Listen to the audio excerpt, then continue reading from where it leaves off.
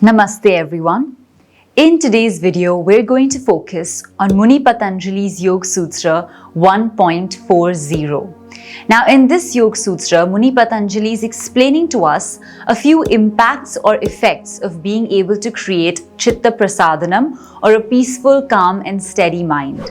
So let's look at the sutra and start breaking it up word by word to understand it a little bit better.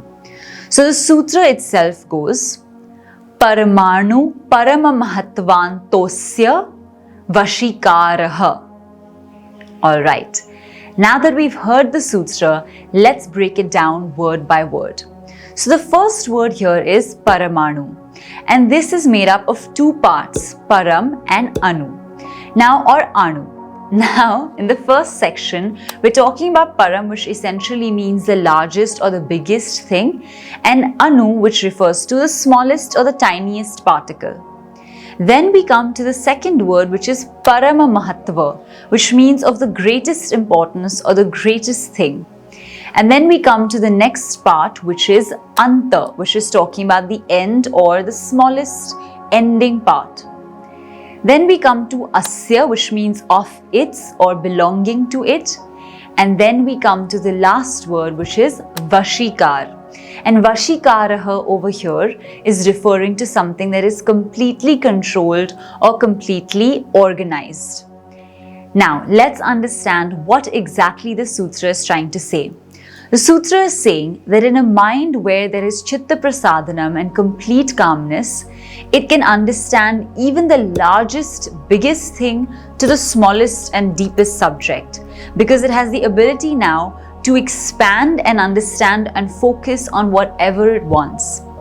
So this is what it usually means, and this is the most rational meaning that we can take out from this sutra. However, there are also some commentators who believe that perhaps this sutra is referring to a little bit of a supernatural phenomenon wherein a person can actually control objects, whether those objects be big or small, and actually create sort of, in a way, miraculous experiences with those things which we haven't seen before.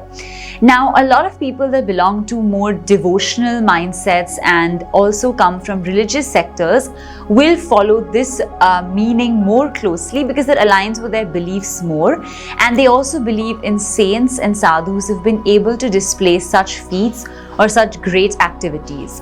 However, it also depends on what you are trying to derive as the meaning from the sutra. And therefore, we've provided you with both these options. Either it could mean a little bit of a supernatural experience that the sadhak develops over time, or secondly, it could mean that the sadhak is just able to concentrate their mind on any subject, no matter how big or how small. And to emphasize the point further and sort of to give it a little bit of an exaggerated feeling, we've got words such as Paramanu, which is highest and the smallest, and Parama Mahatva, which are quite heavy words. Even when you're a Hindi speaker, you will realize that Parama Mahatva is quite a heavy word, as is Paramanu. And therefore, these few words are being used in a slightly exaggerated way to sort of bring the picture to our minds and bring this idea to life that truly by creating Chitta Prasadanam and having a very calm mind, the smallest to the biggest thing starts becoming possible. Now, of course, this obviously means that with enough practice, all of these things become possible, but at least the precondition or the prerequisite is met, which is that the mind is calm. Now, even on a personal level, I think I've experienced this, that when you're not scared or when you're a little more calm, things happen much more easily. But when you're on edge or you're unsure or you're not sure of your capacity to do something, automatically fear sets in and you're not able to execute on that particular thing. So I think this is a great sutra which is encouraging us to start with staying calm and cultivating that Chitta Prasadanam attitude, to then use that as our foundation to understand and work on anything, no matter how big or no matter how small or no matter how significant or how little significance it has. So this is what the sutra is trying to tell us and convince us to create that Chitta Prasadanam attitude. So I hope you've been able to understand this sutra. I know it takes a little bit of time to grasp and to get your mind around these sutras, but don't worry, with time and with practice, these concepts will become more and more clear to you. So I hope you've enjoyed this video. If you have, please give it a big thumbs up. Drop some comments in the comment section below so we know how you felt about the video. And also, please don't forget to subscribe to our channel to support us and stay notified when a new video releases.